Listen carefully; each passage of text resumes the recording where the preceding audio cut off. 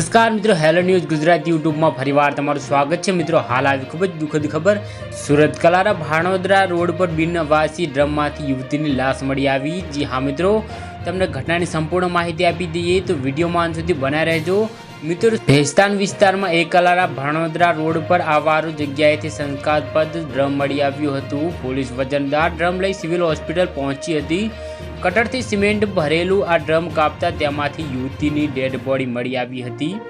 જી હા મિત્રો, ભેસ્તાન વિસ્તારમાં એકલારા ભાણોદરા રોડ પર આવારું જગ્યાએથી શંકાસ્પદ ડ્રમ મળી આવ્યું હતું। પોલીસ વજનદાર ડ્રમ લઈ સિવિલ હોસ્પિટલ પહોંચી હતી।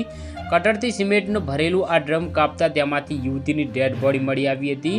ગળે ટૂંપો આપી હત્યા કર્યા બાદ લાશને પ્લાસ્ટિકના ડ્રમમાં કાપડના ડૂચા રેતી સિમેન્ટ સાથે ભરી દઈ અને ફેંકી દેવાયું હતું। હાલ તો આ મામલે ભેસ્તાન પોલીસ દ્વારા વધુ તપાસ હાથ ધરવામાં આવી છે। પોલીસે મૃતક યુવતીની ઓળખ અને હત્યારાઓની શોધખોળ હાથ ધરી છે। જો મિત્રો તમે અમારી ચેનલ પર નવા હોય તો વિડીયો લાઇક કરી શેર કરીને ચેનલને સબસ્ક્રાઇબ કરી દેજો। ધન્યવાદ।